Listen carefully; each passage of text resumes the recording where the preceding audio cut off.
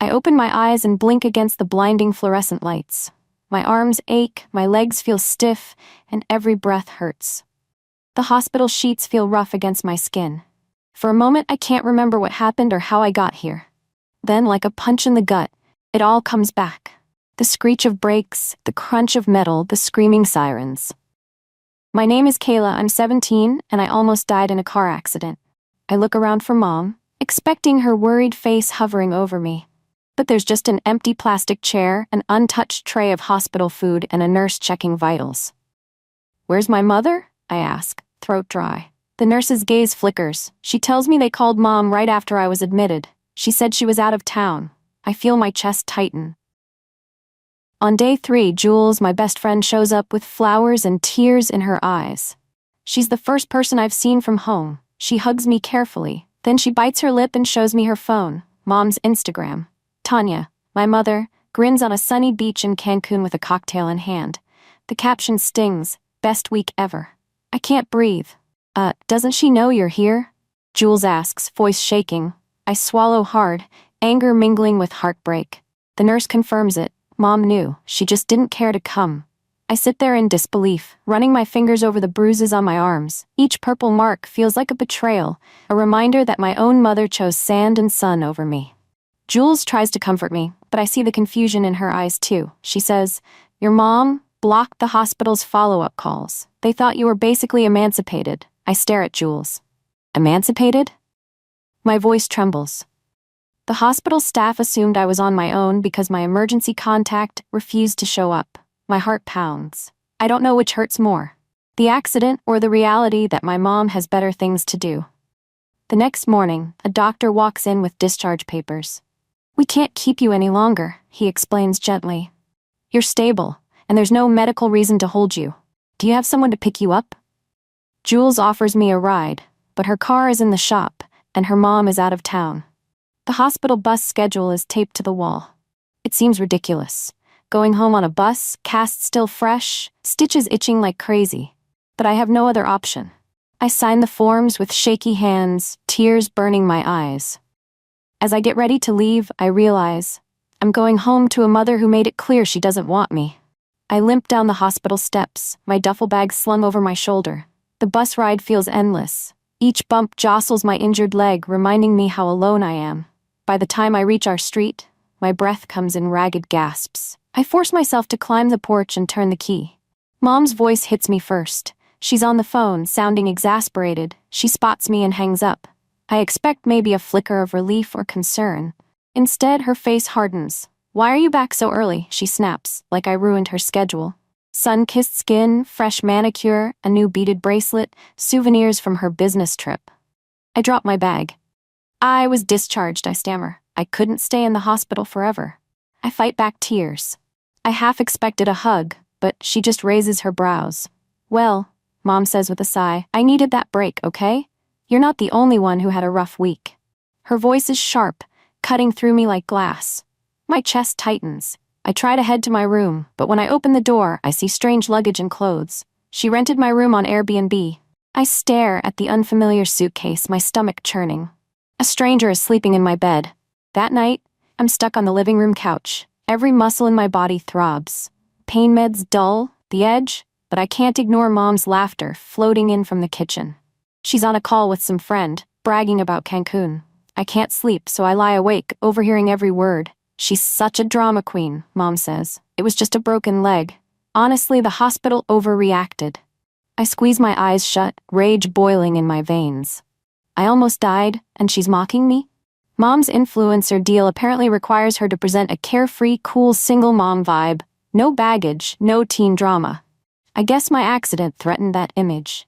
Every time I move, the pain reminds me how little she cares. Next morning, Mom hands me a list of chores, like I'm some live-in maid.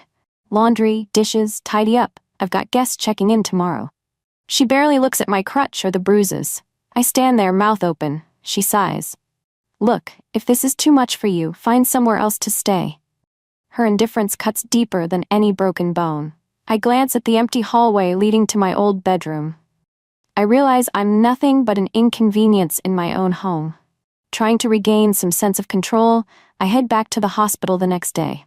My main goal is to pick up official discharge records and documents about physical therapy. Maybe I'll learn something that helps me handle this. At the records desk, the nurse who took care of me recognizes me. She lowers her voice. "Hey, hon, I have something for you." She hands me a folder. Inside are hospital notes that detail more than my injuries. There are mentions of suspected parental neglect and records of repeated calls to my mother that went unanswered. Reading the words makes me feel sick. Unresponsive parent. Child left alone for extended period despite injuries. This is official paperwork. Proof that people saw something was wrong. My heart pounds. Maybe I'm not crazy for feeling abandoned. The nurse leans in. "You need to be careful. She explicitly told us not to disturb her unless it was life or death." My vision blurs with tears. She pats my hand. "Protect yourself." I tuck the folder into my bag, mind racing. If Mom can dismiss my hospital calls, what else would she ignore? I leave with a new resolve. I have to document everything. Back home, I lock myself in the tiny half bath, phone in hand. My legs tremble from pain, but I focus on my reflection. Pressing record, I speak quietly, tears brimming in my eyes. "This is what it's like when your mom chooses Instagram over you," I whisper. I show the bruise on my cheek, the cast on my leg, and the discharge papers. My voice shakes. Mom only called the hospital once, to complain about possible fees. She never asked if I was okay. I end the video there, but I start another clip almost immediately. I film the hallway, my couch bed setup, and the locked door to my old room. Suddenly, Mom's voice filters through the wall. "You're holding me back? I should have never had a kid." Her words sting even more on camera. I silently record it all. Later, I rummage through the kitchen, looking for pain meds. By accident, I open the wrong drawer and find a large envelope, my name on it. Inside is a college acceptance letter from a writing program I dreamed about. The stamp's date shows it arrived 2 weeks ago. Mom never told me I got in. My blood boils. She must have hidden it. I confront her the moment I see her. "Why'd you hide this?" I wave the acceptance letter. Her reaction is a lazy shrug. She barely glances at the envelope. "You're not going to some out-of-state fantasy. Who's paying for that?" She scoffs. My heart pounds in my chest. "I've been saving. Grandma left me a college fund," I say, voice unsteady. Then it hits me. She might have touched that money. Mom snorts. "Oh, that? I used it to upgrade my social media equipment and do a brand deal. That was an investment for both of us." My head spins. She spent my education money on cameras, ring lights, and tropical trips. Anger bubbles up, but I have no energy to fight. Instead, I slip back to the couch, tears blurring my vision. She shouts something about me needing an attitude adjustment, but I'm too numb to reply. Later that evening, my phone rings. It's a number I don't recognize, but desperation makes me pick up. On the other end is my Aunt Michelle, Mom's estranged sister. She says she heard through a mutual friend that I was in an accident and wanted to check on me. Hesitant, I mention the acceptance letter and stolen funds. Michelle goes silent for a moment, then her voice cracks. "Sweetheart, there's a lot you don't know." Michelle invites me to meet her for coffee. Nervous, I slip out of the house, ignoring Mom's demands to do the laundry. Pain flares in my leg, but I press on, hoping Michelle can shed light on why our family is so fractured. We meet in a quiet cafe. Michelle has kind eyes and a reassuring smile. Over warm mugs, she starts telling me things I never knew. Years ago, she tried to help Mom with me when I was just a toddler. "Your mother would go out partying for days," Michelle says, voice trembling. "I found you alone in the apartment once. You were barely 3. No food in the fridge. I called Child Protective Services, but Tanya smoothed things over somehow." I feel my stomach twist. I'd always wondered why Aunt Michelle vanished from our lives. Turns out, Mom cut her off to avoid interference. Michelle's eyes fill with tears. "I thought about you every day, Kayla, but she wouldn't let me near you." She reaches across the table and clasps my hand. "Come stay with me. We can get you set up properly for college. We'll figure out how to protect you." Relief floods through me. For the first time in forever, I don't feel alone. My leg is still sore and packing is slow, but the adrenaline keeps me moving. It's late night, the perfect time to slip out. Mom's busy in her room, probably editing videos. I fold some clothes, grab my laptop, and stuff everything into a cheap suitcase. I glance once at the living room couch where I've been sleeping. Good riddance. As I wheel my suitcase out, my heart thunders. Outside, the air is crisp and cool. I text Aunt Michelle, I'm on my way. A tiny part of me expects Mom to fling open the door, demanding an explanation. But there's only silence. When I'm halfway down the block, my phone buzzes. It's a text from Mom. Where tough are you? The Airbnb guest complained about a weird smell in the kitchen, and I need you to handle it. No mention of my well-being. Typical. I don't reply. I power off my phone and keep going. 2 hours later, safe in Michelle's cozy guest room, I decide to post my first public video. An honest, raw account titled, My Mom Left Me in the Hospital for Vacation. I upload the clips of her cruel words and my hospital records. The last thing I see before bed is the view count skyrocketing. When I wake up, my phone is exploding with notifications. Overnight, my videos spread like wildfire. There are thousands of comments, from strangers offering support, people sharing their own stories of neglect, and some furious at Mom for what she did. My hands shake reading it all. I've never had this kind of attention. Michelle knocks on my door, holding her phone. Kayla, you're trending. She sounds half concerned, half astonished. My mind spins. This is the same voice I used to talk to in the hospital bathroom, only now the world is listening. Jules calls, breathless. People are dragging your mom online. Influencers are reposting your dress video, calling for a boycott of her brand partnerships. My heart pounds. Is this real? Did I just blow my mom's public image apart? Scrolling Instagram, I find Mom's latest post. It's a forced apology video. She's fake crying, saying she was misunderstood and that Kayla's situation was complicated. My stomach churns. The comments under her video are vicious, calling her out for lying. I can't help feeling a rush of relief. Maybe finally she'll face consequences. But even as strangers defend me, a small voice in my head wonders what Mom will do next. Within hours, people start dissecting Mom's apology. They notice background details from her Cancun trip that don't match her story. Screenshots of her beach photos overlap with the hospital timestamps. Someone finds a receipt that shows her spa visit the exact day she told the hospital not to call again. Brands quickly catch wind and drop her sponsorships like hot rocks. Michelle texts me a screenshot of a big influencer's post. Tanya's tears are faker than her Instagram filters. The comments cheer for me, calling me brave. It's dizzying, but I also feel exposed. My whole life is out there now. That evening, there's a loud pounding on Michelle's door. I freeze when I see Mom on the doorstep. Her face is twisted with anger, no cameras, no pretty filter. She looks straight at me, voice shaking with rage. Take down your video, Kayla. I'll sue you for defamation. Do you realize how much damage you've done? Michelle steps in front of me, calm but firm.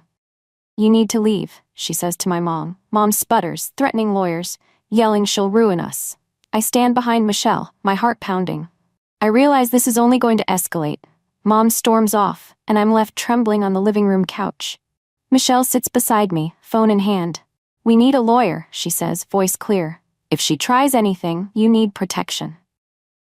She reveals she's been collecting evidence for years. Social services reports, old text messages, photos from the days she found me alone as a toddler.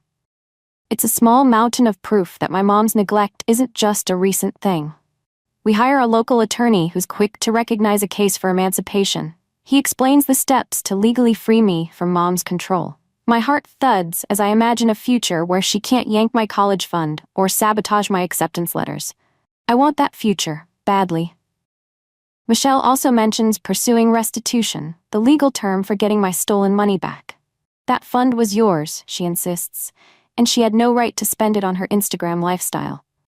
We file the paperwork, but just as I'm beginning to breathe, Mom posts a revenge piece. She calls me a liar, an ungrateful brat. She frames me as a lost teen manipulated by a bitter aunt. The comments are a mix of support for her and rage at me. Our lawyer warns me, this is going to get ugly. The next morning, I wake up to see Mom's latest bombshell. She claims I caused my own accident to get attention. She says I was speeding and ignoring traffic rules, painting me as reckless. My blood boils. Is there no low she won't sink to? But then, an incredible piece of evidence surfaces online. The dashcam video from the other car involved in the crash.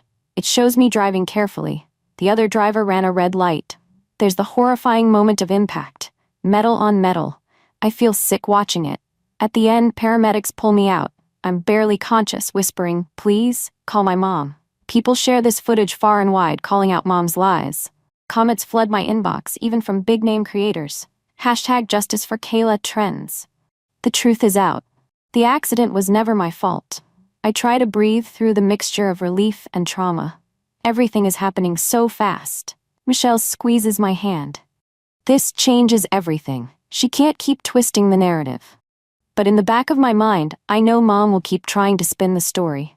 She's lost sponsors, but she still craves attention and control. Things escalate beyond anything I imagined. A popular podcast host reaches out, asking me to share my story. They want an interview. I hesitate. Talking publicly about all this feels risky. But Michelle encourages me. This is your story. You decide how it's told. During the podcast, my hands shake around the microphone. I speak about the hospital bed, waiting for mom to show up, and her not coming.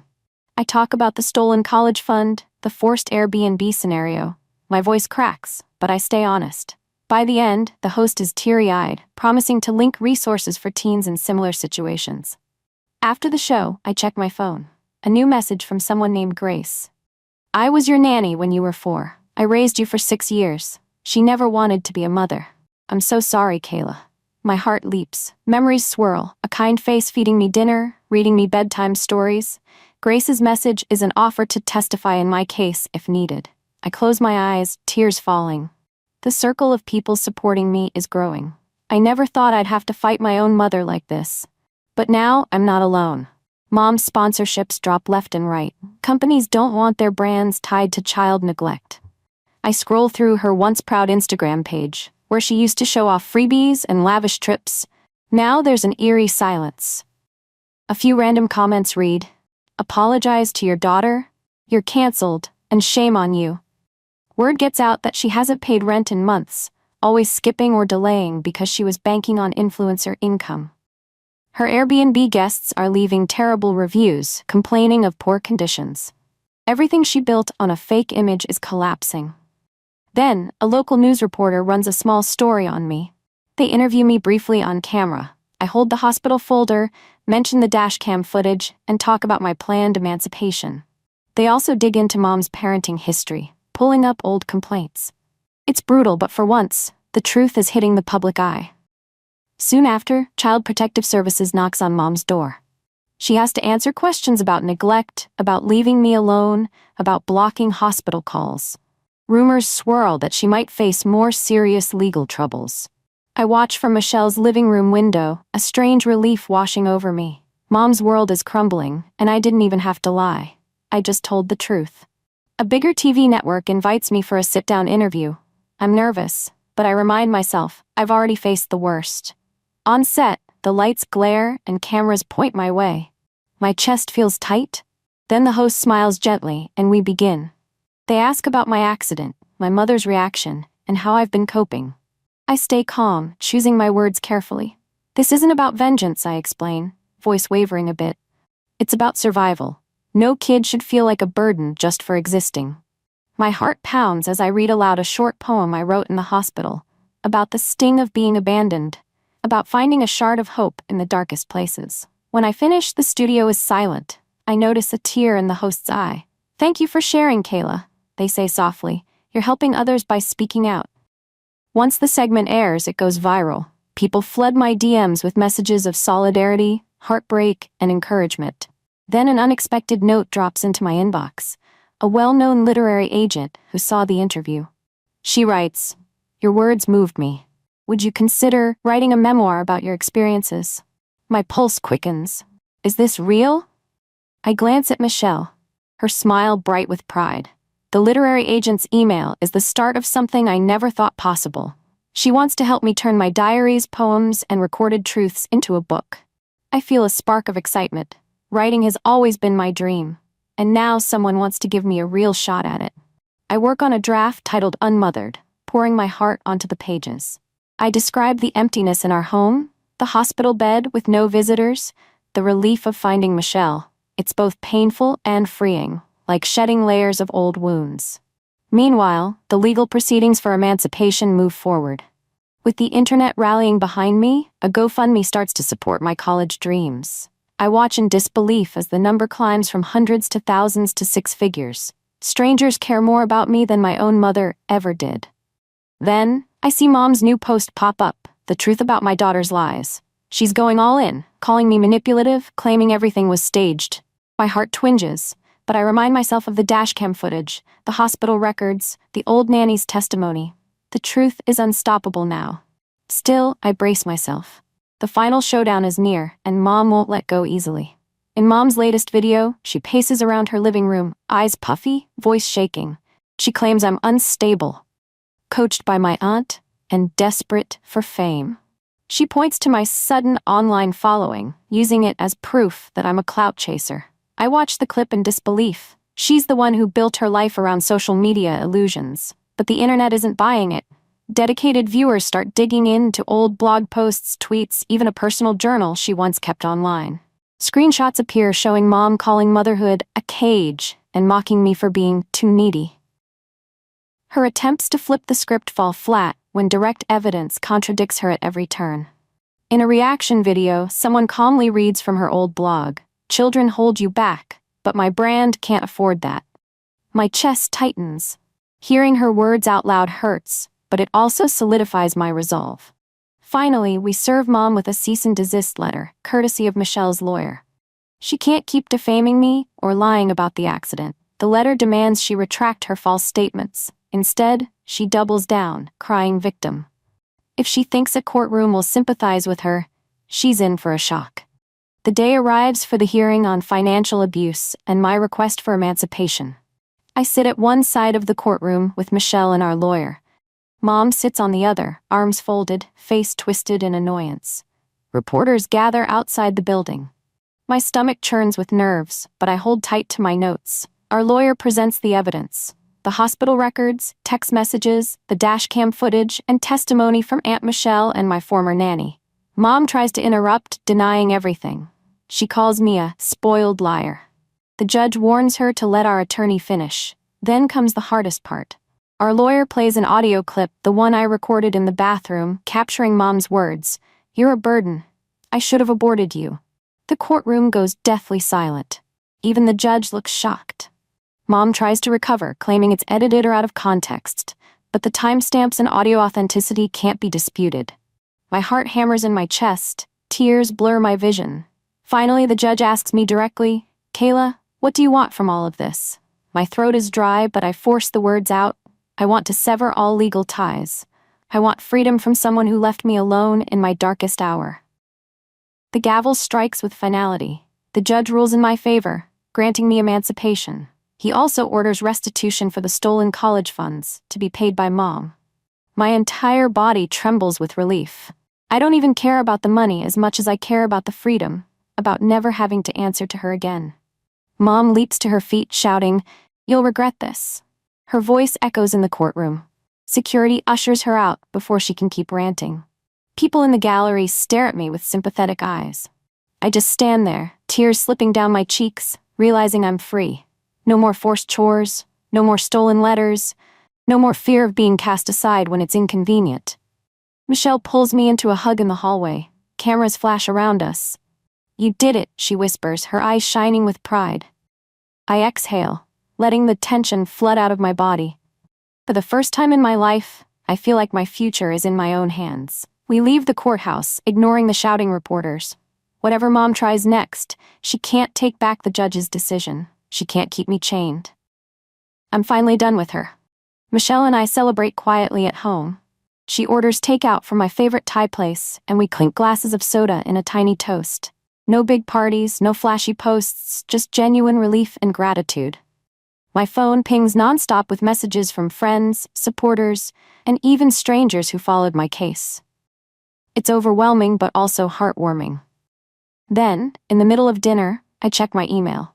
My literary agent sends a subject line that makes my heart skip. Book deal offer, fast track. She's negotiated a deal with a reputable publisher. They love my manuscript for Unmothered and want to push it out sooner. My head spins. This is all happening so fast.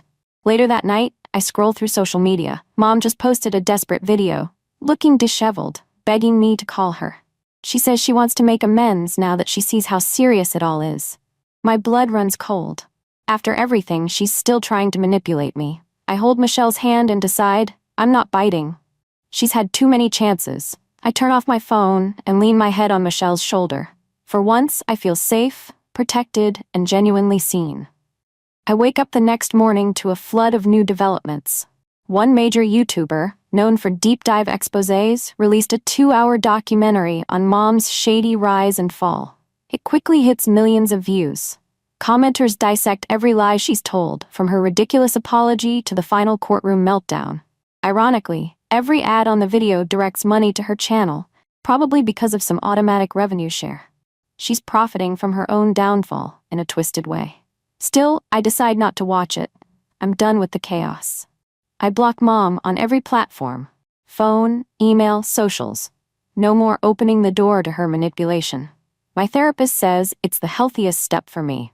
Michelle and I drive to tour the college campus I was accepted to. I feel a wave of excitement strolling through the library and lecture halls. It hits me that my life can finally move forward without looking over my shoulder.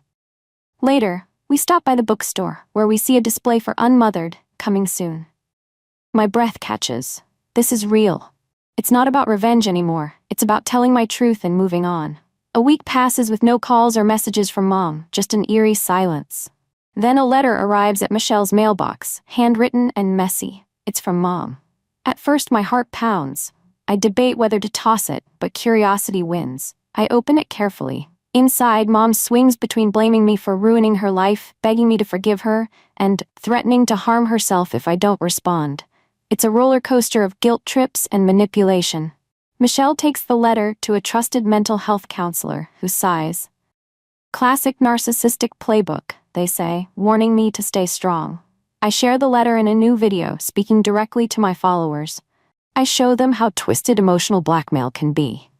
If you're in a similar situation, please reach out for help, I say. Don't let threats trap you. The video goes viral again, but this time, I do something different.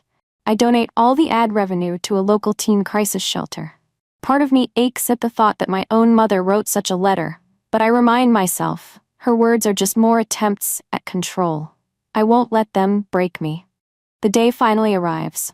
Unmothered is published. Holding the printed book in my hands is surreal. It's my story, laid bare for the world. I autograph a copy for Michelle, tears of gratitude in my eyes. She insists on paying full price. I want to support my niece's debut, she says, laughing. A few weeks later, I'm invited to speak at a national youth conference about overcoming parental neglect. Standing on stage, I feel butterflies in my stomach, but also a fierce determination to share hope. I talk about finding your voice when people try to silence you, about choosing to heal instead of lash out. As I finish, I notice a familiar face in the audience, my former hospital nurse. Afterward, she approaches me. You inspired me to speak out about the importance of advocating for young patients, she says, hugging me warmly. My eyes sting with tears. It's a beautiful moment, a sign that my pain is to something that helps others. Applause erupts, and I step off the stage to a standing ovation. In that crowd, I see so many people who believed me, who fought for me when Mom wouldn't. A wave of gratitude sweeps over me. The next month is a whirlwind. With my restitution funds finally in place and my book earnings boosting my bank account, I move into my college apartment. It's small but beautiful. Fresh paint on the walls, a cozy sofa, and a tiny desk where I can write. Michelle helps me settle in, tears of pride in her eyes. I record one last video before classes start. Sitting at my desk, I speak candidly to the camera. My story isn't about revenge, it's a story about choosing yourself. I talk about how I found peace by cutting ties with the person who hurt me the most. Then I mention the scholarship named after me, created by a foundation touched by my story. It'll help other youth who survived parental neglect go to college. I've already pledged to donate part of my royalties to it. Mom still tries to contact me. She even shows up once near my campus, screaming about how I have money now. But the restraining order holds. Campus security escorts her away before she can make a scene. I shut the door of my new place, heart pounding, but I'm not afraid. I've reclaimed my life, on my own terms, with my own power. And that's the real victory.